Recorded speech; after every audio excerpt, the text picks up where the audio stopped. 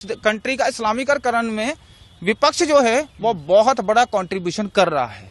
कह रहे हम तो ऐसा कुछ करना नहीं है हमारे, तुम ना मैनिफेस्टो में ना कुछ है, ये तुम मोदी जी को डर लग रहा है, हार के डर के चक्कर में, ध्रुवीकरण के चक्कर में सारी चीजें हो। अच्छा, इनको लगता है मोदी जी ने ये सब किया है। ठीक है, मुझे एक चीज बताइए, अभी मैं पहले एक बयान सुन रहा था इनका, ये कह रहे थे जी हम जब सत्ता में आएंगे तो सीए को हटा देंगे। ठीक है, क्या आपने कभी कांग्रेस को वक्फ बोर्ड को हटाने की बात करते हुए देखा? ये कहते हैं ना हम संविधान के संरक्षण है, हम संविधान को बचाएंगे, तो संविधान में आर्टिकल 44 लिखा है यूनिफॉर्म सिविल कोड आना चाहिए। आप लाएंगे?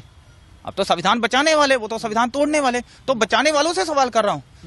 कॉन्स्टिट्यूशन के आर्टिकल 48 में लिखा हुआ है कि गांव हत्या के ऊपर कानून बनना चाहिए, तो बनाएंगे? तो किस पार्टी की बात कर रहे हैं सर?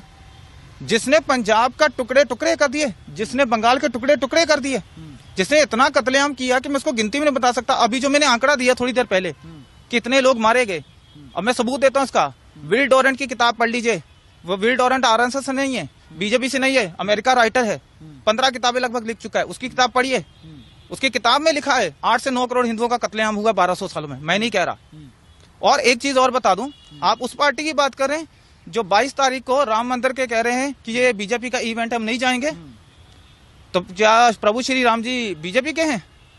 बीजेपी जब नहीं भी थी 1980 में, उससे पहले राम जी को मानने वाला कोई नहीं था। मेरे दादाजी मानते थे, तब तो बीजेपी नहीं थी। मेरे परदादा जी मानते थे, तब तो बीजेपी नहीं थी। मेरा बाप जब पैदा हुआ तब भी बीजेपी नहीं थी। तो वो तो सारे राम राम करते आ रहे हैं। तो क्या बीजेपी के सिर्फ राम जी है? और हाँ, विरोध करें भी क्यों ना, ये तो वही पार्टी है ना जिनके पहले प्रधानमंत्री पंडित जवाहरलाल नेहरू 19 सितंबर, डेट बता रहा हूं, ध्यान से सुन लीजिएगा, 19 सितंबर 1959 को बाबर की दरगाह के ऊपर गए थे अफगानिस्तान सिर झुकाने के लिए। उसके बाद अब सबूत भी दे रहा हूं, इंदिरा गांधी 1968 किताब बाय नटवर सिंह, उनके जो उस समय के विदेश मंत्री थे, उनकी किताब पढ़ लीजिए। वंस आई थिंक किताब का नाम है one life is not enough. उस किताब के अंदर एक पैराग्राफ है, उस पैराग्राफ के अंदर इंदिरा गांधी के बारे में उन्होंने क्या लिखा कि जैसे वो बाबर की दरगाह से, दरगाह नहीं बोलूंगा, उस कब्र से जैसे वो झुक के आई, तो उन्होंने एक इंग्लिश में लाइन बोली, वो क्या था? I have had the brush with our history. इसका हिंदी में अनुवाद कर देता हूं। इसका मतलब है कि आज मेरा सामना मेरे इतिहास से हुआ।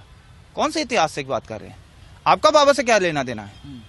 फिर 1976 के अंदर इंदिरा गांधी और राजीव गांधी फिर गए, और उसके बाद 2005 के अंदर ये राहुल गांधी दोबारा से बाबर के उस टॉम पे गए। तो इनकी 4 जनरेशन बाबर के सामने झुक चुकी हैं, लेकिन इनकी 4 में से एक भी जनरेशन का एक भी बंदा आज तक अयोध्या नहीं गया।